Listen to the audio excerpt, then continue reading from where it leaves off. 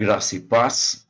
Mais uma vez estamos reunidos para mais um aprendizado, para mais um estudo, para mais conhecermos a palavra do Senhor e, com isso, compreendermos melhor o que caminha ou como caminha para e então vir ao fim.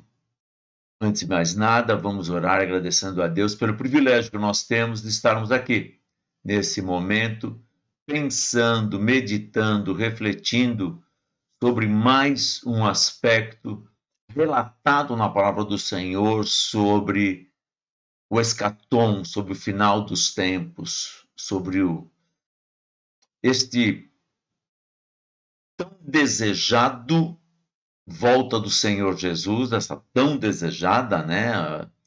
Esse ato, esse fato então tão desejado da volta do Senhor Jesus e ao mesmo tempo tão preocupante, pois se não estivermos preparados, o que será de cada um de nós? Vamos orar. Obrigado, papai, por mais esse encontro, obrigado, papai, por mais esse momento em que nós podemos estar na tua presença, aprendendo e conhecendo melhor a tua palavra. Obrigado porque todo o teu projeto, todos os teus planos, ou o plano central da história da humanidade está escrita na tua palavra. Desde Gênesis, o Senhor vem avisando, alertando, orientando o teu povo a conhecer-te e a conhecer qual o teu propósito, qual a tua orientação, papai, para o final dos tempos. Te louvamos porque temos esse privilégio. Louvado seja o teu nome sobre todos os nomes. Louvado, Senhor, seja a tua graça manifesta sobre nós, porque sem ela nós nada seríamos. E assim nós oramos gratos, no excelso, absoluto, eterno nome, sobre todo nome, o nome de Jesus. Vamos falar de uma maneira muito especial sobre a continuidade. Nós vimos na aula anterior, no encontro anterior, no culto anterior, sobre Isaías. Nós tínhamos visto um pouco um estudo sobre Isaías e depois nós vimos a escatologia de Isaías, ou melhor, o apocalipse de Isaías. Hoje, continuando esse trabalho, nós vamos ver sobre Jeremias, este que também, de uma maneira muito especial, tem muito a relatar a nós, principalmente a um evento específico, bem assim declarado de Jeremias, em que aponta para um momento muito importante em que nós já o vivenciamos de uma maneira muito especial e de um contexto, de uma beleza e de uma profundidade que eu confesso aos irmãos que ainda a humanidade não entendeu tudo o que está relatado apenas nesse contexto que é a nova aliança que é relatado aqui em Jeremias. E nós a vivenciamos em Jesus de uma maneira muito, muito, muito, muito especial. Vamos conhecer um pouquinho, então, quem é este profeta, como tudo isso aconteceu, e alguns pormenores deste ensino que o livro de Jeremias tem para nós. Primeiro, Jeremias é um dos profetas mais conhecidos da Bíblia. Ele foi classificado por muitos como o profeta chorão, o profeta solitário ou o profeta da lamentação. Mas pelo seu discurso, pela maneira dele falar, pelas circunstâncias que ele viveu, pela dificuldade toda que ele teve em propagar a palavra do Senhor, em falar a palavra do Senhor, e a não aceitação daqueles que seriam os destinatários desta profecia. Então nós vamos ver que o nome Jeremias significa aquele a quem Jeová nomeou. Então, ele foi nomeado para uma missão, para uma tarefa. Nós, ao ler o livro, nós vamos ver o que o próprio Senhor Deus relata a ele que ele já era conhecido do ventre da sua mãe, já escolhido no ventre da sua mãe para esta tarefa. E parece, assim, ao olhar dessa maneira, muito simplória, nós vamos ver, poxa, se Deus o escolheu do ventre da mãe, ele foi chamado, nomeado por Deus para essa missão, deve ter tido um sucesso absoluto entre os seus. Muito pelo contrário, não foi ouvido. Ele trouxe a mensagem profética, trouxe o alerta profético para o seu povo, mas o seu povo não quis ouvir. É uma clara demonstração, e Jeremias é uma clara demonstração para os momentos atuais da igreja como um todo, desta falta de audição, falta de ouvir ao Senhor. A igreja veio falando isso de uma maneira sistemática, a igreja ela vem fornicando com o mundo, e isto trouxe ali para o povo a quem essa mensagem era dirigida, que era o povo judeu, de uma maneira geral, essa mensagem que eles eram para tomar uma postura diante de Deus, tomarem um cuidado nos seus, como eles estavam vivendo, não quiseram ouvir a Jeremias. E ainda hoje, esta igreja que está fornicando com o mundo está tendo um caminhar bastante perigoso. E isso é muito importante porque esta igreja, hoje ela tem a conotação de ser a noiva de Cristo. E esta noiva fornicando com o mundo, ela está automaticamente traindo ao seu noivo, que é o Senhor Jesus. Então é muito sério a colocação que Jeremias, o próprio livro em si, a própria história do fato em si, do período histórico em que Jeremias está falando, está direcionando esse próprio período, ele relata um momento bem consistente atual. E também uma certa apostasia do povo em relação a Deus. Ainda hoje nós continuamos a enxergar isso acontecendo no seio da igreja, e isso vai ser cada vez mais evidenciado. Mas isto tudo nós vamos conhecer um pouco mais. Quem era então este Jeremias? Quem foi ele? Bom, ele é um descendente da tribo de Levi, tá? Então nós vamos ver que é uma tribo sacerdotal, ele era de uma família sacerdotal, seu pai era sacerdote em Anatote, era uma pequena cidadezinha, uma pequena comunidade, vamos falar, uma pequena aldeia, naquela época rural, perto de Jerusalém. E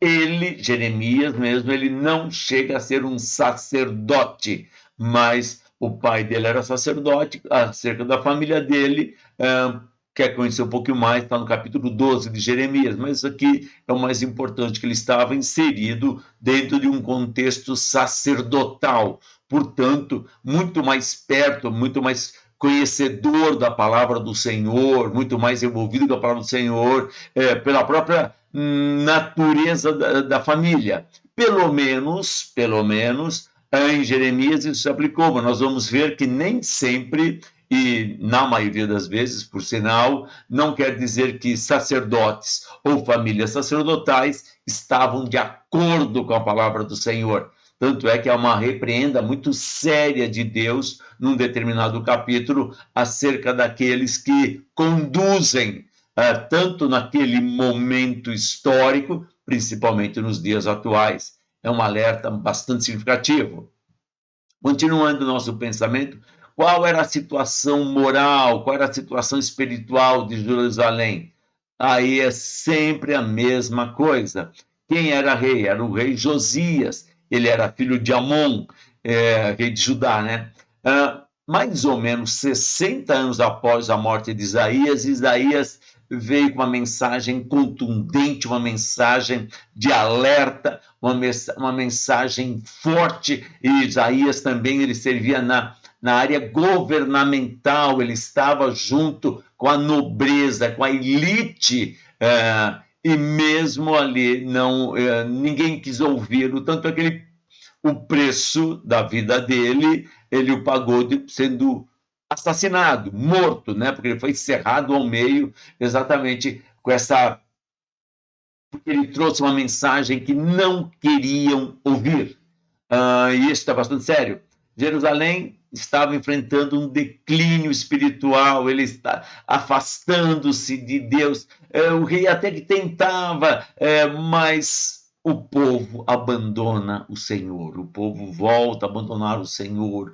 Você vê que a história ela é cíclica, há um período em que vem você vem a tragédia, vem a luta, vem o confronto, e nesse momento o povo se aproxima do Senhor. O Senhor estabelece a paz, o Senhor estabelece o equilíbrio, estabelece a harmonia, o povo se afasta do Senhor. Então esse ato cíclico é histórico, o ser humano ele não aprende com essas atitudes, ele continua agindo sempre contrário ao Senhor, sempre buscando cada vez mais os seus próprios interesses, e a cada dia isso está mais evidente, tanto é que a igreja se tornou mais um ponto de encontro, mais um clube social, mais uma...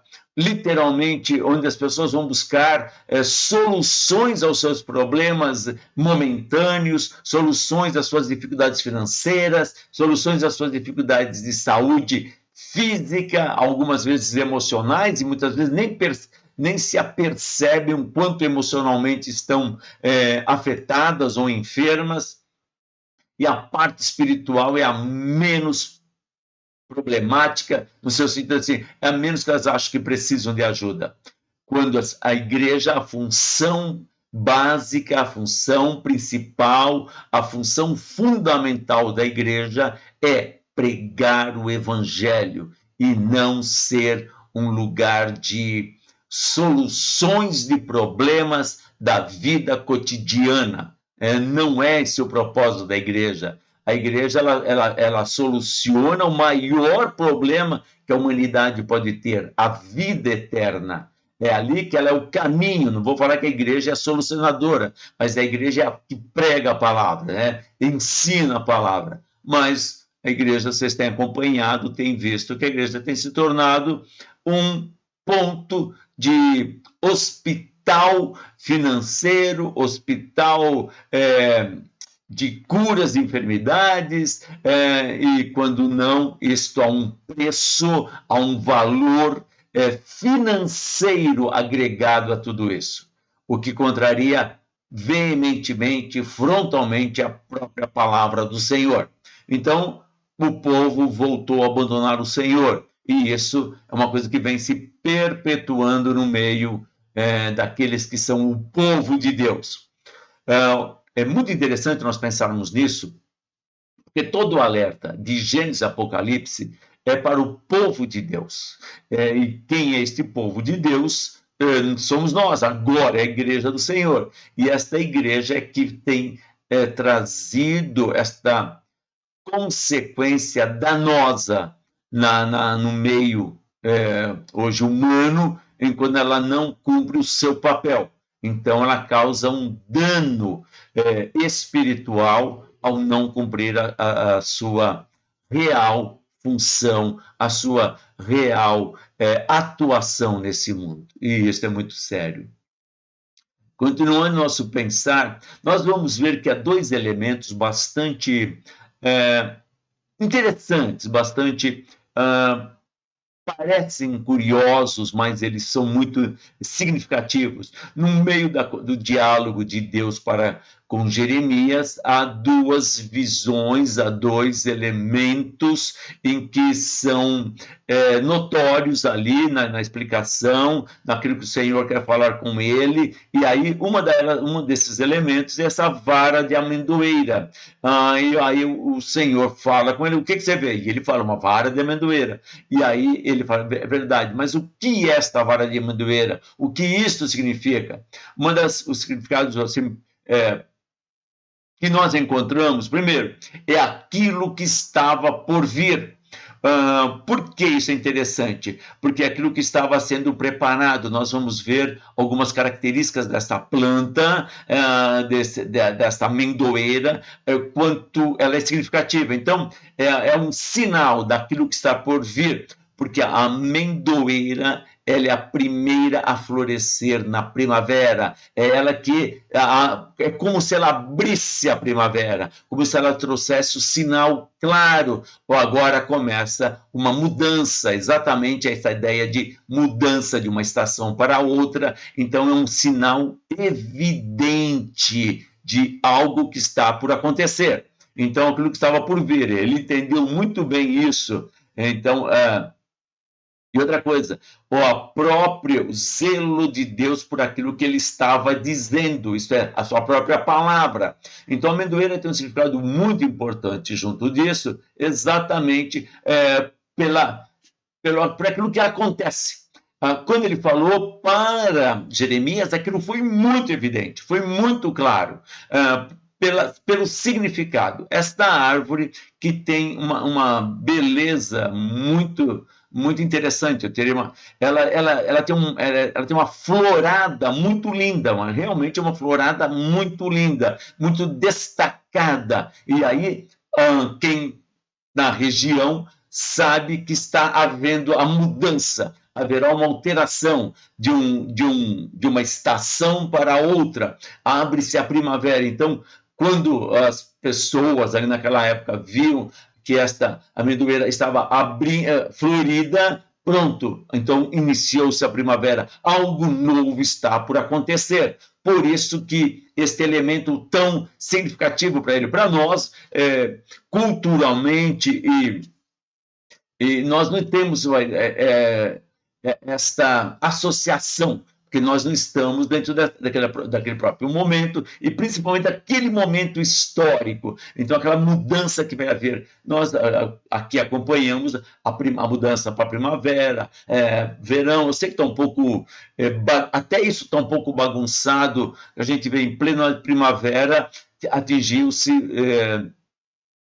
temperaturas mais altas que em verão, já passados. Então, nós vamos ver que assim, algumas coisas que estão assim, fora até interferência humana na natureza, esta degradação que o ser humano tem feito naquilo que Deus deu para ele, e ele tem degradado de maneira afrontosa, assintosa, por uma ganância sem medidas. Então, esta amendoeira, ela trazia um sinal claro, nítido, de que algo estava mudando, e o Senhor é que vai fazer a mudança, é o Senhor quem está agindo nessa mudança, é o Senhor quem vai transformar esse momento. Então, isso é muito significativo para a gente entender o que está acontecendo.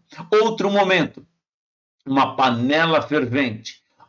De novo um questionamento de Deus, de novo uma fala de Deus acerca o que você está vendo, e ele fala uma panela fervente, e aí o que ele quer dizer com isso, o que isso tem a ver com o contexto em que está lá expresso. Então Deus estava mostrando a Jeremias como estava o coração de Deus, como é que estava a intenção de Deus, como é que estava o povo de Deus, tudo aquilo e o que Deus iria fazer, quais as circunstâncias que aconteceriam. Então ele estava mostrando todo o propósito de Deus e como o povo estava, a situação desse povo.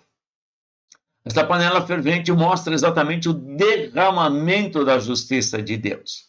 A ira de Deus é a aplicação da justiça de Deus. Deus não fica nervoso, Deus não fica zangado, chateado. Nós podemos sim entristecer o Espírito Santo, não no sentimento como nós entendemos de tristeza, mas nesta amplitude que tem de toda a obra de Deus, da Trindade, toda a obra de Deus, todo o amor de Deus, toda a ingratidão do povo, toda a rebeldia do povo, toda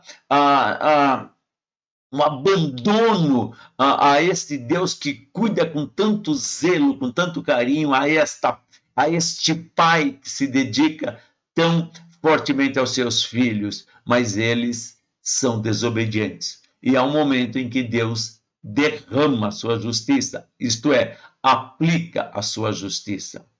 E essa panela fervente dá uma ideia do que está, né? O conteúdo, a intensidade, o estado, o quanto é indignado, é como se realmente estivesse uma ebulição muito grande de tudo aquilo, essa indignação está ali fervendo, né? Então é o ponto, né, em que aquilo está se sentindo, como que Deus está vendo todo aquele abandono do povo, toda aquela desobediência, toda aquela maldade sendo multiplicada no meio do povo, e Deus mostra, eu estou desse jeito. Então Jeremias entende bem esta fala de Deus, este agir de Deus. E havia um detalhe importante, ela apontava para um lado, ela estava inclinada para um lado, ela estava inclinada para o norte, apontando o destino dessa justiça. Deus não age tempestivamente, Deus não age, vou punir todo mundo. Minha mãe conta uma historinha assim, que Pedro, né? Pedro nas suas iras tempestivas, uma certa vez ele estava passeando junto com o Senhor Jesus e uma abelha picou ele. Aí ele pegou lá, foi naquela comédia, a abelha lá, e destruiu tudo. Aí Jesus pergunta para ele assim, mas Pedro, por que você fez isso? Olha, por um pecador todos pagam, comigo é assim. Então, isso é historinha, tá? Isso não está em lugar nenhum, não. Isso são historinhas que eu sempre ouvi desde a minha mais tenra infância. Isso minha avó contava, minha mãe contava, e eu conto para minhas filhas e conto para meus netos. Mas é historinha, tá? Não tem amparo bíblico. Mas aqui não, aqui o fato é, a justiça de Deus é direcionada. Deus não aplica a sua justiça, no seu sentido, a ira da justiça contra o justo. Aquele que se rebela contra Deus, ele vai sentir esse peso. Então quer dizer que o justo não passa por aflições? Não disse isso. Eu estou dizendo a aplicação da ira de Deus, da justiça de Deus. Nós que, agora como cristãos, fomos justificados pelo sangue de Cristo, nós não sofreremos a ira de Deus, nós não sofreremos a aplicação da justiça de Deus, porque nós já fomos justificados, mas eles não quiseram, eles não obedeceram, e aqui na situação é pior, é esse povo que era de Deus, que junto com Deus havia caminhado, conhece Deus vai desde a sua, conhece no seu sentido assim, as informações acerca de Deus ao longo da sua existência, era o povo separado, vivenciado por Deus, mas mesmo assim, uma desobediência, uma afronta a Deus. Então, esta inclinação para o norte, já estava inclinada essa panela, apontava para onde seria aplicada essa justiça. E essa justiça, né, essa sentença, apontava para a invasão babilônica contra Judá. E, se você lembrar da história, Nabucodonosor, rei da Babilônia, destruiu Jerusalém em 587 a.C. Então, a ação da Babilônia sobre Judá é resultado do ato de desobediência daquele povo. E a gente fica temos que pensar muito sobre isso. Muitas coisas que estão acontecendo na atualidade. é meramente um alerta de Deus sobre a ira vindoura, aquilo que ainda está por vir. Nós vamos ver que Judá recebe a invasão babilônica e mesmo com todo isso daí, eles conseguiram voltar e reconstruir. Israel recebe a invasão assíria e é devastado, tá? Não há volta dos que foram levados cativos. Então, isso é muito importante. Apesar desta ira de Deus, ela tem uma intensidade de alerta e tem uma intensidade, a gente sabe no final da história, do que vai acontecer. Então, é muito importante nós entendermos toda esta manifestação da ira de Deus. Como que, apesar de haver essa manifestação da ira, sempre Deus tem uma promessa. Mas essa promessa ela tem um limite, ela tem um ponto final na história. E é isso que nós precisamos entender nós agora. Nós, aquele povo, que foram alertas, mas aquele povo foi avisado, foi repreendido, foi corrigido para que caminhasse corretamente. Deus restaurou. Deus sempre tem uma promessa de restauro. Nós ainda estamos debaixo dessa promessa de restauro sobre cada um de nós. Ainda não foi despejado as taças, ainda não foi tocada a trombeta, né? Um pouquinho antes tem a trombeta, primeiro abrem-se os selos, depois as trombetas, depois as taças. Aí já não há mais o que fazer. Em Apocalipse capítulo 13, é a última vez que Deus fala, olha, quem tem ouvidos, ouça. Acabou. A partir dali, não há mais o que ser ouvido, ali só há o que ser sofrido. E o sofrimento é gigantesco. Então, em Jeremias, ele aponta para uma tribulação vivenciada, mas também aponta para a grande tribulação, onde o final da história se finaliza, né? Se complementa, e ali não há mais tempo. A partir do que Deus, porque ele já conhecia o coração já conhece o coração do homem, e sabedor disso, conhecedor disso, nós vamos ver que os eventos vão acontecendo, mas os homens não se arrependem. Eles blasfemam contra Deus, amaldiçoam a Deus, mas não se arrependem, mesmo diante do derramar, da abertura dos selos, do toque das trombetas, e quando começa o derramar das taças da ira do Senhor. Então, isso é muito importante. O Senhor vem gradativamente mostrando a sua indignação, mas ele sempre tem um restauro junto. Mas as pessoas não estão entendendo, não estão vivendo isso. Esta promessa de restauração ela tem um cunho bastante interessante. O primeiro ponto, e isto tem a ver exatamente conosco, a primeira restauração que houve, ela foi uma restauração parcial. Tá? E aí, quando eu falo Israel, agora estou dizendo o povo de Deus, tá? Não é mais agora somente uma nação geográfica, mas é o povo de Deus. Então, esse povo, ele teve uma restauração imediata pelo tempo, 70 anos de cativeiro, foi um tempo curto, curto, historicamente falando, né? Na dimensão temporal, na dimensão da eternidade, foi um tempo curto nesse sentido. Então houve uma restauração, houve aquela restauração momentânea, isto é, cumpriu-se, né? Eles voltaram do cativeiro, eles foram lapidados naquele cativeiro, pelo menos esta é a proposta do Senhor para eles, foram lapidados, eles aprenderam alguma coisa, o que mais aprenderam foi o abandono total da idolatria. O grande mal de Israel era a idolatria, essa idolatria em busca de deuses. O grande mal da igreja de hoje, a igreja contemporânea, a igreja do século XXI, a igreja do ano 2020 é a idolatria. Estes que estão no comando da igreja, que dirigem as igrejas, muitos se achando que são maiores do que Deus, eles são deuses aqui na Terra. Eles querem ser tratados como deuses. Há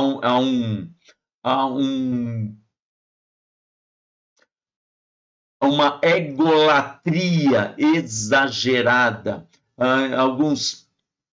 Tem alguns filminhos aí, principalmente dependendo ainda das situações, que parece que quanto mais dependentes ou quanto mais necessitados de Deus, mais transformam estes seres, pastores, em deuses. Tanto essa nomenclatura em que eles vão se colocando de pastor, bispo, apóstolo, querubim, serafim, Josefim, qualquer outra coisa assim, entendeu? Tudo isso é egolatria. Um filme muito bacana que eu vi na internet, ali expressa bem, o pastor não pode pisar o chão, as pessoas vão colocando vestes, vão colocando tecido para ele pisando, para ele caminhar, porque ele não pode tocar o chão. Então, essa idolatria, ele aceita. Vocês lembram de João, quando ele se curva diante do anjo em Apocalipse, ele está lá e ele fala, não faça isso, eu sou um conservo teu. Então, esta dimensão desta vaidade que está exacerbada. E aqui, nesta restauração de Israel, um dos pontos que foram quebrados foi a idolatria. E a última fronteira que Deus quebrará do pecado, a mais proeminente é a idolatria. Tanto é que as pessoas estarão adorando a trindade satânica, né? Vocês lembram do dragão, vocês lembram da besta, vocês lembram do anticristo. Então, há este conjunto e eles estarão adorando a eles. Isto é muito importante.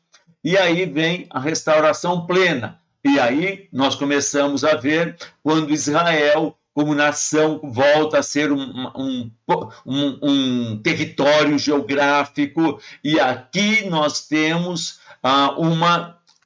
um cumprimento desta profecia, o retorno de Israel ao seu território é um cumprimento escatológico da profecia de Jeremias, tá? Então, isso é muito importante. Então, esse retorno de Israel e também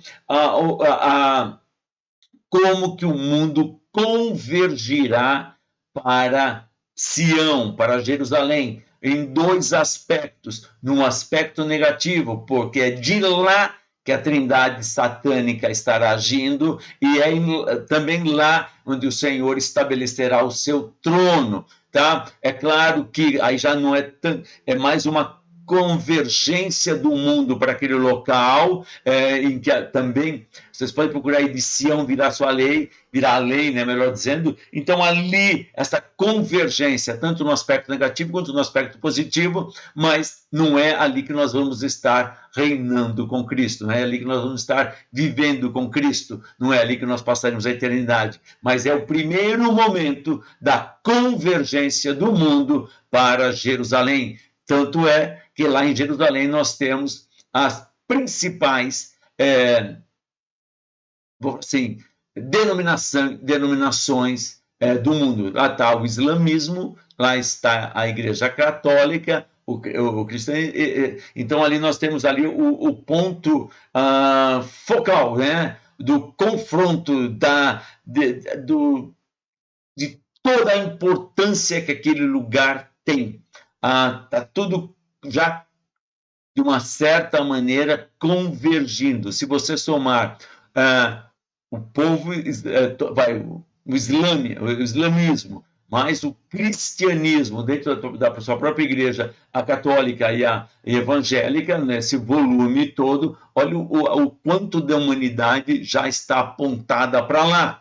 E de lá são sinais que apontam, e tudo aquilo que acontece ao redor de Jerusalém, né? Então, ao redor de Israel, são sinais claros desta ação da justiça de Deus, futura, mas que já começou, tá? Então, esta restauração plena já aconteceu, mas ainda ela está num processo contínuo. Ainda há muita coisa que acontecer ali, e há uma convergência do mundo para lá. quando então nós vamos percebendo este símbolo maior, esta cúpula do domo aqui, este marco, onde que aqui hoje há uma igreja islâmica, ali acredita-se que também estava a Arca da Aliança, esta que foi perdida, esta que foi esquecida, porque a arca tinha um aspecto do concerto, tinha um aspecto da comunhão, tinha um aspecto da presença de Deus com seu povo, e as ações desse povo levaram aqui a esta perda, a este desaparecimento desta arca, muito mais do que o objeto arca, o símbolo da presença de Deus e a própria presença manifesta de Deus, as pessoas estavam já abandonando, como continuam abandonando. Então, aqui é um pequeno vislumbre do quanto esse ponto é importante, quanto que este local é significativo no presente e muito, muito, muito no futuro. Ele foi no passado, é no presente e aí o será extremo no futuro. Continuando nosso pensar sobre isso, Jerusalém será reconhecida como o trono do Senhor. Isto é muito importante, está lá em Jeremias 3,17. Então, por isso, vamos assim, tudo convergirá para lá. E é muito importante tudo aquilo que nós vamos acompanhando. E a unificação de Judá e Israel lá traz, e hoje cada vez mais esse povo, não somente Judá e Israel territorialmente e ficará uma só nação, como do mundo inteiro, os judeus começaram a voltar para a sua terra, para o seu povo, formando aquela nação. E isto ainda é um processo contínuo, e um dos sinais também que Jeremias aponta é quando uma multidão de judeus começar a voltar de todos os cantos da terra para Jerusalém. É um sinal evidente já da proximidade do fim. Mas isso não vai acontecer. E eu te digo, isso vai acontecer. Então, vai ser um sinal notório. Da mesma maneira que, no primeiro momento, Judá e Israel entraram em conflito, para sempre Deus os uniu. E há uma convergência do povo para o território agora. E aqui eu estou falando já de território real. Há uma convergência. Cada vez mais haverá essa convergência. E, consequentemente, o mundo cristão também convergirá para lá. E isso é muito significativo, muito, muito determinante. É um elemento determinante da marca do final dos tempos. Mas vamos nós, como é que começou esse reagrupamento dos judeus? Como é que tudo isso? Olha onde que está o fator. Se você ler lá em Jeremias 23:2, você vai ver, ai dos pastores que dispersam, ai dos pastores que dispersam. Eu mesmo, o Senhor mesmo vai visitar. E aqui vem ali um ato contra os sacerdotes, contra aqueles que pastoreavam o povo, e esse ato, ele é o mesmo que acontece agora. O Senhor visitará a sua igreja. O noivo vai visitar a sua igreja antes do momento final. Então, essa visita, quando eu falo visitar, eu estou dizendo assim, agirá contra estes que estão direcionando a noiva de Cristo para a fornicação. Ai dos pastores, há uma sentença de um castigo muito, muito contumaz, muito forte, muito devastador, tá? Então, há uma sentença já proferida por Deus, tá?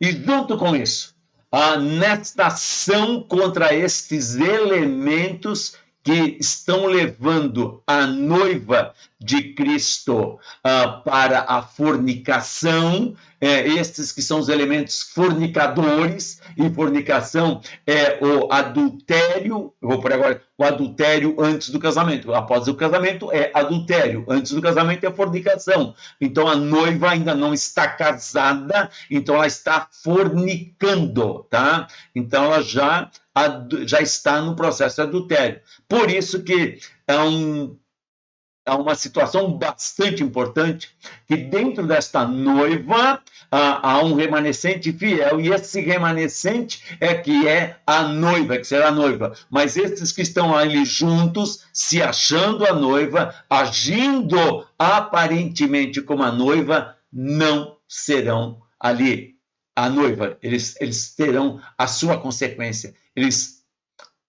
Vou pôr num entre aspas, mas é uma figura de linguagem. Eles pagarão o preço por terem feito isso. Pela ação destes que agem erroneamente, a ação do governo perfeito. E quem é o governo perfeito? Jesus Cristo. Então, ele fala assim, esse ajuntamento, ali como ele simbolizou Judá se unindo a Israel, agora esse ajuntamento acontece com todos os povos, com todas as nações, com todos aqueles que são chamados para junto do Senhor. E aí é bem claro este julgamento do final dos tempos. Então haverá sim o que é conhecido como esta grande tribulação. Há várias linhas teológicas sobre isso, onde a igreja estará, mas não é o nosso momento agora. O que o que importa para nós nesse momento é esse ajuntamento que será chamado para junto com o governo perfeito. Quem tem o governo perfeito é Jesus Cristo. Então, esse ajuntamento, por isso que eu falo, o mundo, os verdadeiros, ali nós teremos lá aqueles que se convergirão para Jerusalém, adorarem a trindade satânica, mas também haverá esta ação destes que creem no Senhor, são servos do Altíssimo, eles convergirão também para lá, para adorarem a Cristo, reconhecerem a Cristo e servirem a Cristo. Tá? É muito claro esta ação, é muito explícita esta ação. Aí há várias passagens que vão apontando para isso. Tá? Então, essa reunião do povo de Israel, ali que aconteceu no primeiro momento, tem a ver conosco, essa convergência do povo cristão para, vou falar assim, caminhando para Jerusalém, terrena, né? Jerusalém reconhecida como o trono de Deus, mas apontando para Jerusalém celestial. Tá? Esta convergência, ela direciona para um só foco, para um só ponto. E quando nós olhamos isso, nós vamos ver algumas coisas acerca deste governo do Messias, deste governo que ele agirá, como ele agirá e tudo mais que nós teremos. Primeiro, é o ápice da revelação escatológica de Jeremias, tá? Este governo do Messias. Para nós, dependendo de novo da linha teológica ou da linha de pensamento que você tem escatológica, é o reino milenar, onde Cristo começa a reinar junto com a igreja, esta ação durante o reino milenar, e que no final Satanás é solto, há um levante, olha só, de novo, é explícito a maldade humana, há um levante contra Deus, e Deus acaba a comunidade ali, acabou a história de uma vez por todas, finalizou aqui, neste planeta, neste sistema, acabou a história. Quando depois amanhã a pouco vir novos céus e nova terra, já é outro momento, é totalmente diferenciado, é um regênesis do que Deus vai fazer. Como será? Aí é só para os salvos, tá? Eles verão, eles viverão e eles estarão lá com o Senhor nesse momento. Então é muito importante que esta ação, né, do Senhor, o governo do Senhor Messias, o governo do Messias é este ápice da escatologia em Jeremias, tá? É a mais clara referência ao Messias.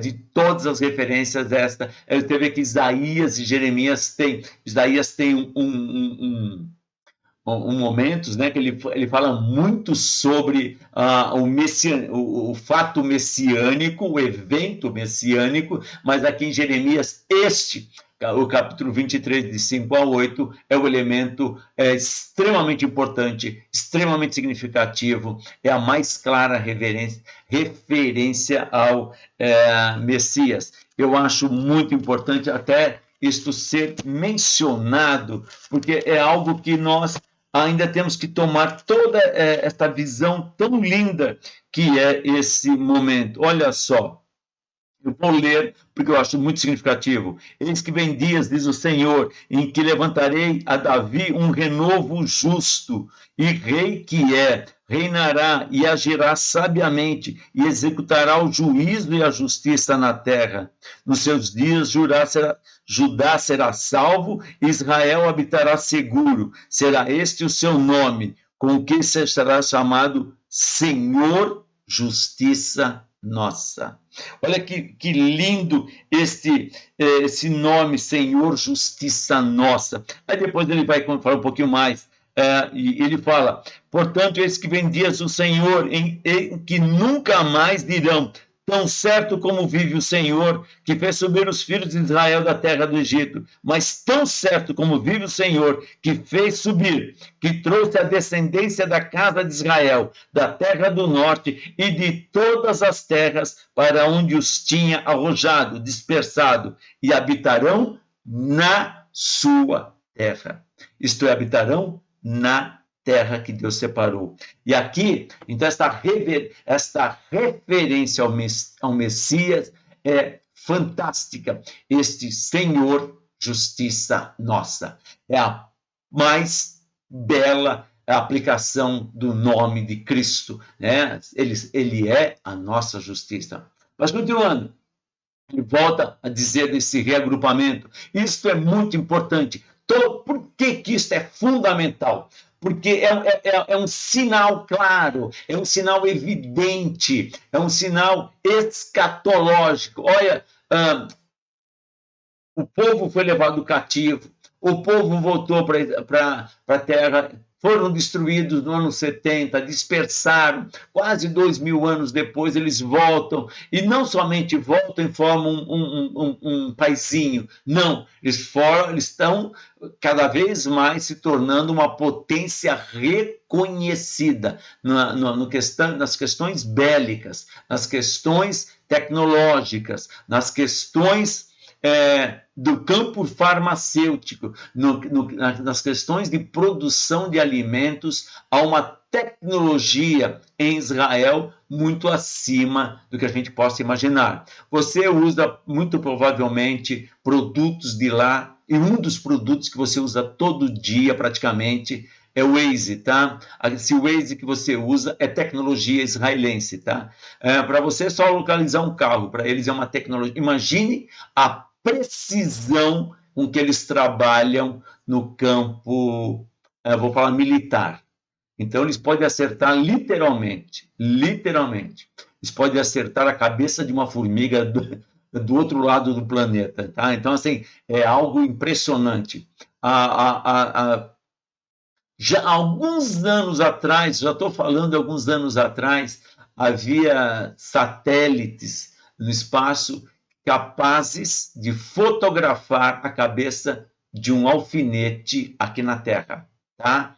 Tal precisão, e eu estou falando de alguns anos atrás, imagine o que tem agora. Eles fornecem, eles são capazes de fotografar até o pensamento quase de alguém, né? Mas, então é muito importante essa ideia, né, desse reagrupamento, desse chamamento deste povo para a nação, para Jerusalém, que é o cerne de todos os eventos. A gente costuma chamar do capítulo 30 de Jeremias, eu não estou indo muito assim, capítulo por capítulo, não, mas estou pegando os eventos mais importantes. Do capítulo 30 ao capítulo 33, ele é conhecido como um corredor escatológico de Jeremias. É onde ele faz os eventos todos ali acontecendo. Então, do capítulo 30 ao capítulo 33,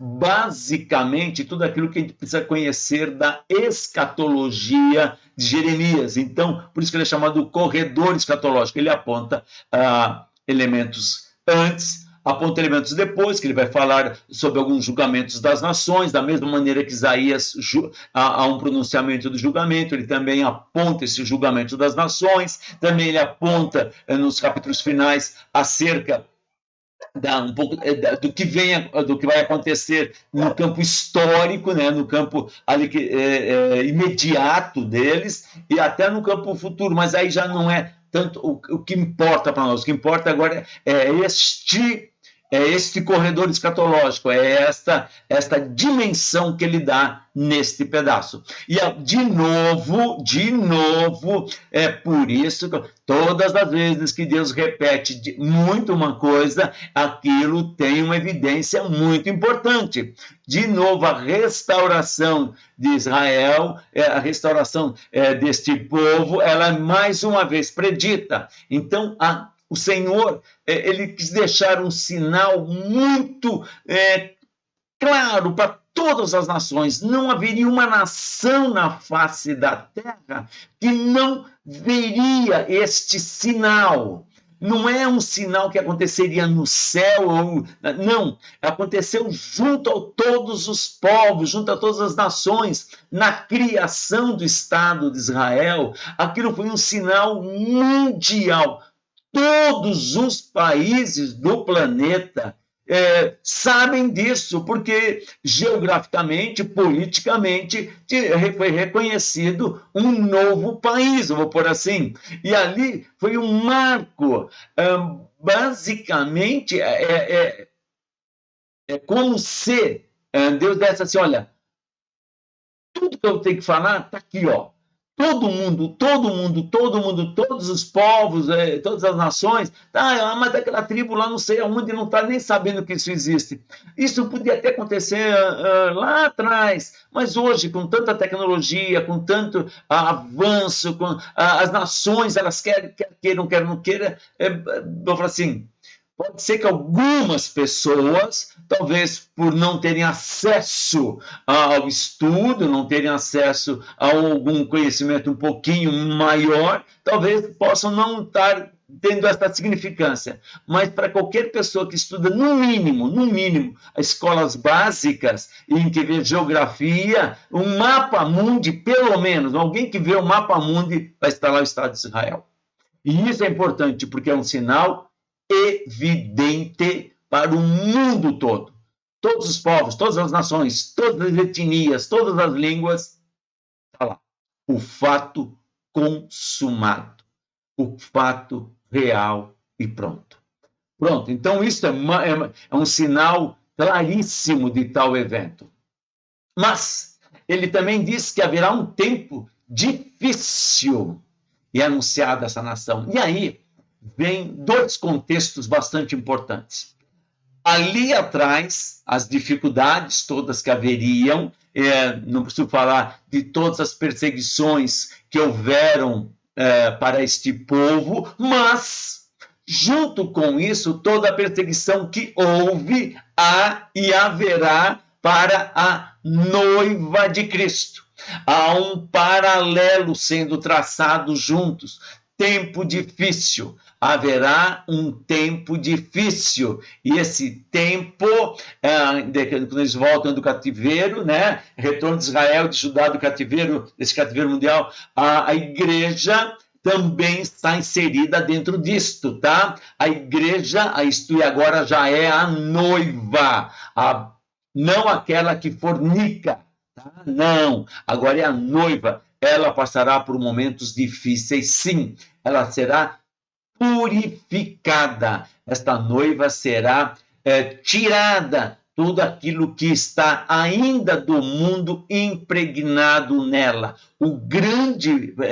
A grande questão, esta noiva precisa se limpar das impurezas que estão no mundo, da impureza que há no mundo. Então, isto é um sinal evidente. Então, o retorno lá, né, de Israel, de Judá, do cativeiro, todos eles ali voltando lá agora para a terra deles, eles vão voltando limpos. Então, nessa simbologia, tanto é que eles deixam as coisas lá que estavam na Babilônia, inclusive até os seus próprios familiares, que alguns deles estavam casados lá, tinham famílias, e eles deixaram tal para eles voltarem para Jerusalém. Lembra disso daí, Jerusalém? Agora ele está dizendo assim, limpar-se das coisas do mundo, das associações do mundo, de tudo aquilo que te liga ao mundo. A noiva estar sendo purificada nesse contexto, tá? E aí anuncia a grande tribulação. Eu sei que tem, de novo, no mínimo, tem 3 linhas que tratam da grande tribulação, se a igreja passa ou não por ela. Há aquele conceito que a igreja vai ser arrebatada antes, há um conceito que a igreja vai ser arrebatada no meio, e há um conceito que a igreja vai ser arrebatada no final. Depende da linha escatológica, não tratarei disso, mas a questão é, haverá sim esta grande tribulação e esta purificação.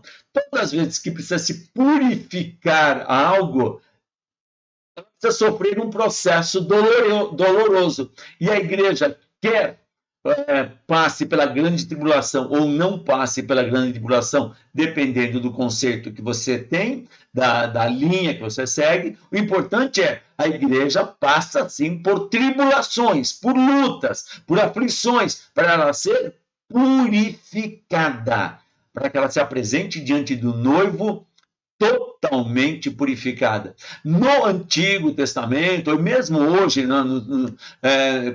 quando a noiva vai casar, né, o dia da noiva, não é? É um banho de um jeito, e passa creme daqui, passa creme de lá, cabelo daqui, cabelo de lá, e maquiagem daqui. Então, o que ela é? Ela é preparada para o noivo. Lá atrás, nos conceitos bem mais antigos, né? Uma noiva, para ser preparada para um rei, ficava lá em banhos de leite, para que a pele dele ficava super ultra macia, não podia ter nenhuma protuberânciazinha, nem nada, nenhuma espinha, nem nada, porque o rei não podia ser incomodado, né, ao tocar nela, tinha que ser aquela pele de veludo, pele, né, maravilhosa. Então imagine como é que devia ser uma paçoca naquela época, as mulheres deveriam adorar, não sei. E hoje essa noiva também ela é preparada, né? É o dia da noiva ali, é todo um preparo psíquico, emocional, físico, estrutural. Depois você tira toda a maquiagem, às vezes o noivo nem reconhece com que ele casou, né? De tão maquiada que a pessoa está, tem casos assim que a pessoa... já aconteceu, né? De estar fazendo casamento, pastor, não deixa eu chorar, senão vai borrar tudo. Eu fico imaginando como é que ficaria se borrasse aquilo, mas deve ser nada bonito. Mas é essa a ideia, tá? Não vamos tirando um pouco da brincadeira, mas esta questão da tribulação, a igreja, independente do pensar da grande tribulação, a igreja ela passa sempre tribulação para ser refinada, para ser purificada, para ser limpa, tá? Isso é muito importante a gente entender. E quando a gente vamos ver, aí no capítulo 31, ao ápice da glória restauradora. A esse momento também, como eu te falei, esse corredor escatológico, ele é muito importante. Ele vai dando todo, é o limite, né? É o limiar da construção do final dos tempos. Esta glória restauradora, a glória do Israel restaurado, a glória em que vai nesse... Olha aqui, reagrupamento mundial, do mundo todo será chamado, e todos convergirão para lá, e a este novo Israel, este novo povo de Deus, este novo povo que adora ao Senhor, serve ao Senhor, é obediente ao Senhor, eles ouvirão esse chamado e para lá se dirigirão. Esta é a grande força desta expressão que está em Jeremias 31, tá? É o povo que vai, é o último reagrupamento, é o último ajuntamento, porque ali é o final da história. Então, por isso que os sinais de lá são sinais assim claríssimos. A volta do Estado de Israel é um sinal claríssimo do final dos tempos, tá? Aí nós vamos encontrar bênçãos materiais e abundância, transformação da tristeza em regozijo e fartura. Olha, parece assim, mas não está tudo isso agora. Olha, está começando a ser preparado. O mundo nunca produziu tanto alimento quanto está produzindo agora. O que tem interferido é a ganância dos homens. Tem gente que, vou falar assim, joga mais lixo, o lixo de alimentos jogado fora sustentaria nações. Então, eu estou falando assim, a produção tem sido abundante. Daria para todo o mundo comer? Daria se não houvesse ganância. Você vê muito claro isso em mercado. Uma pessoa compra lá 30 pacotes, 20 pacotes de alguma coisa, enquanto o outro não consegue comprar um. Né? Há uma discrepância. O que causa isso é a ganância dos homens, mas a terra tem produzido, o mar tem produzido, só que, de novo, a ganância dos homens tem tornado isso, vai tornar isso insustentável.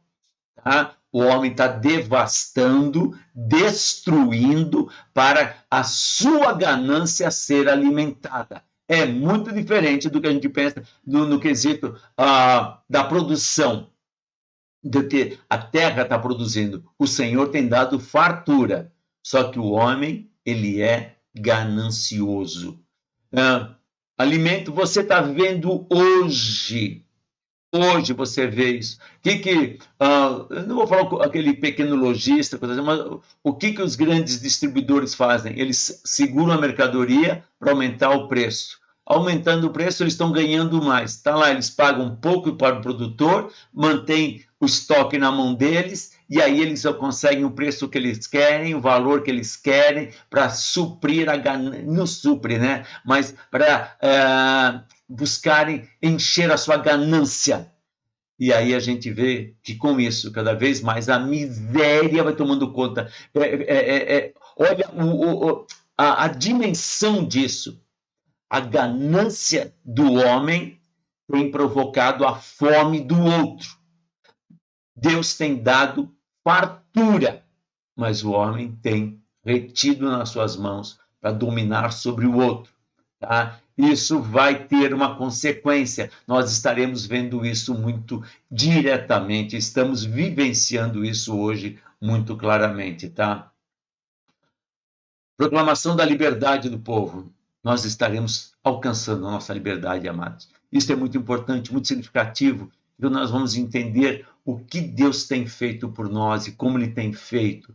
Deus tem dado liberdade. Se a verdade vos libertar, verdadeiramente sereis livres. Mas o povo prefere ficar oprimido pela mentira, prefere servir a mentira, prefere se colocar na mentira do que servir ao Senhor. A verdade tem libertado, mas as pessoas não querem a verdade. Vai também dentro do capítulo 31, este pai que instrui, o pai que disciplina, o pai que converte o filho no seu sentido de trazer a palavra ali junto, a ação do Espírito Santo, a ação de Deus, a ação de Jesus. Esse relacionamento de pai e filho é de pai com o povo, não o pai e Jesus, não, meu pai, Deus com o povo. Este filho, ele trata como filho, ele cuida como filho, ele ensina, educa, instrui, orienta, direciona. Mas às vezes esse filho às vezes não, na grande maioria das vezes esse filho é teimoso, esse filho é desobediente, esse filho é rebelde. E isso tem trazido consequências tão funestas, tão devastadoras, tão preocupantes. Mas também esta situação toda prepara para um dos momentos mais significativos, o momento em que já iniciou o novo concerto. E aí é onde que faz a grande diferença dos que são e dos que não são. O grande concerto, muitas pessoas são chamadas à ceia das bodas do Cordeiro.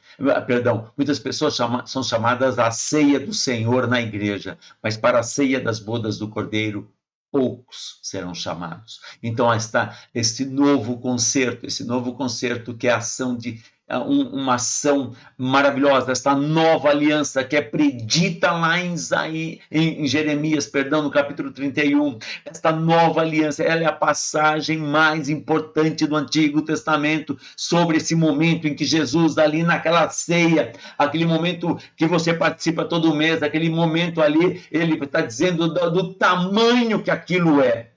Não o momento apenas da ceia, do pão, mas o significado que aquilo tem para nós, o significado que aquilo tem para a noiva de Cristo. Aquele momento, ele é um momento ímpar na eternidade. Sim, da eternidade, de ponta a ponta, esse momento é um momento ímpar, e porque toda a centralidade daquela ação está em Jesus. A salvação somente em Jesus. Aquela ação, ela é centralizadora, ela é suficiente para a salvação. Tá? Não o cálice, mas o que ela representa, o corpo e o sangue de Cristo, o sacrifício de Jesus Cristo, ela é extremamente significativa, extremamente importante, extremamente fundamental na vida de um cristão, na vida daquele que é e que pertence a ser este corpo que é a noiva de Cristo. Esta nova aliança, o que significa essa expressão? É a última aliança. O Senhor vem uma sequência de alianças e nessa é a última aliança. Esta é a nova aliança, que é feita no meu sangue, que é feita no meu corpo, ali no sangue vertido da cruz, aquele sangue que é vida, aquele sangue que é eternidade, aquele sangue que é cura do maior mal que o ser humano pode ter, o pecado, isto é, a ação do pecado nele, está ali toda a ação, toda o ato manifesto de Deus para o seu povo. Você encontra lá em Mateus, Marcos, Lucas, lá em 1 Coríntios, este evento tão significativo, tão importante, tão determinante na história da humanidade. Esse evento, ele é extremamente importante, ele é extremamente significativo, ele é fundamental. Tá? Então, participar da ceia, tanto que Paulo examine-se, pois, o homem a si mesmo e depois participe, né? O próprio Senhor Jesus fala as orientações, se alguém tem algo contra alguém, resolva antes. Esse é o momento da resolução, este é o momento do conserto, este é o momento da transformação. Então, não é um simples culto, não é um simples pedaço de pão e um cálice de suco da videira. É muito, muito importante. Ele é fundamental dentro da escatologia de Jeremias. Este evento, ele é extremamente importante para nós cristãos, porque nós o vivenciamos todos os dias. A ceia não é um domingo por mês. A ceia é a nossa manifestação com o Senhor dia após dia, tá? Isso é muito importante, muito, muito, muito. Com que povo a nova aliança será firmada? Com o povo de Deus, a noiva de Cristo.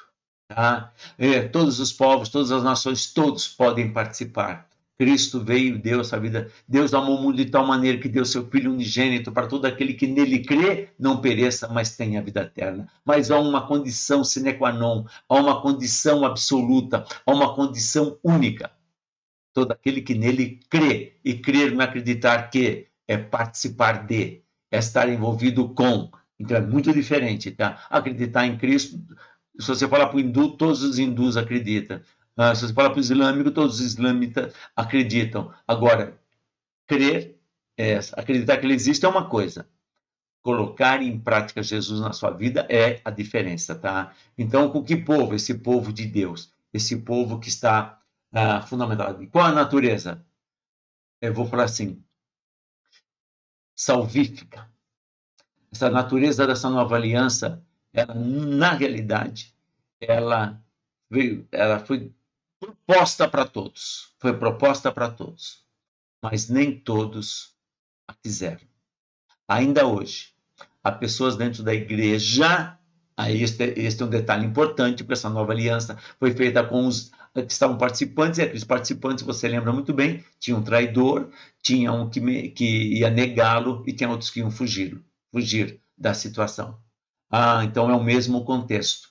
A natureza dessa aliança, ela é de separação. Vai separar, literalmente, o joio do trigo.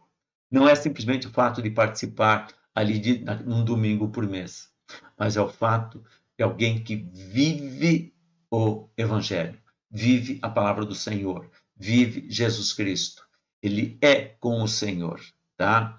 Esta é muita diferença. Vocês têm notado, eu tenho dito repetidamente, assistir o culto e participar do culto é muito diferente, muitíssimo diferente. Assiste o culto, participa do culto, quem é, como o nome já diz, participante do reino. É muito diferente, muito diferente. E quem é a garantia dessa nova aliança? O próprio Senhor Jesus. Ele que diz, é Ele que fala, fazer isto em memória de mim. Este é o sangue da nova aliança, é o sangue de Cristo, é Ele que dá garantia, é Ele que firma, é Ele que confirma, é Ele que aponta para aquilo, é Ele que executa, é Ele que faz, é Ele. Tudo está na garantia, é o Senhor Jesus Cristo, é o sangue de Jesus Cristo, que é esta garantia absoluta que nós temos. E isto ninguém pode mudar, ninguém pode fazer qualquer coisa contra, porque esta é a certeza. E junto dela vem as bênçãos da nova aliança. As bênçãos que nós somos agora inseridos no corpo de Cristo, somos chamados filhos de Deus, somos colocados ao lado de Jesus como filhos. Não, claro, ele é o primogênito, nós somos como Jesus, mas somos colocados herdeiros em Cristo Jesus da vida eterna, junto com o Pai na glória celestial. Há bênção maior do que isso? Pode pensar-se em algo maior do que isso? Então, quando nós olhamos para isso, pense bem, pense, reflita sobre isso, desta maravilha que é você participar, não ali pegar aquele pão e pegar, não, mas participar da ceia das bodas do Cordeiro. Quando a gente olha para isso, nós vamos entender exatamente toda a construção que Deus tem feito para o seu povo. E aqui no capítulo 32, dentro daquele corredor escatológico, nós temos a restauração do povo. Mas para estarmos restaurados, para termos esta comunhão, nós temos que participar desta nova aliança, participar desta aliança em Cristo, participar do sangue e do corpo de Jesus Cristo, participar, estarmos ali como um povo de Deus, um povo que foi separado para uma missão nesta terra, proclamar, viver, é o querigma, é o proclamar a glória de Deus, através de palavras, o menos possível, mas através das atitudes. não se propaga ou não se proclama o evangelho com palavras, se proclama o evangelho com atitudes, com posição tomada diante do Senhor. E que a gente possa refletir muito isso daí. Porque a escatologia de Jeremias nos aponta muito claramente que a amendoeira já floresceu. A escatologia de Jeremias nos aponta que a marca mundial já aconteceu. Todos os povos, qualquer ponto da Terra que abra o mapa mundi, vai ver o sinal do final dos tempos registrado nos mapas mundis atuais. Isso é um fato. Eu sei que muita gente, mas tem a separação, a igreja é uma mensagem, para Israel outra mensagem. Aí cada um segue uma linha. Cada um segue uma linha. Eu sigo uma linha que a igreja é a continuidade da Israel de Deus. Ponto. Eu sigo essa linha. Tem pessoas que seguem linhas diferentes.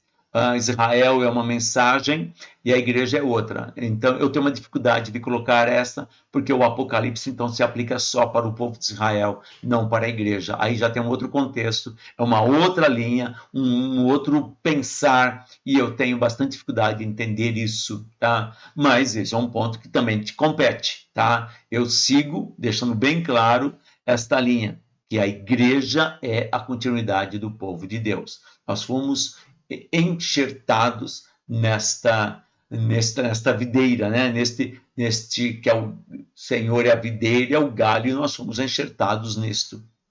Tá? Ele veio para os seus, mas os seus não o quiseram. Nós tivemos oportunidade, então nós fomos ali enxertados. Mas é claro que já era propósito de Deus, que você lê desde Gênesis, sempre há um cuidado com os povos gentios, sempre houve um cuidado com o povo gentio, tá? Então, há uma diferença, já falei da outra vez, entre o gentio e o ímpio. O gentio é aquele que ainda não conhece, e o ímpio é aquele que conhece, mas se rebela.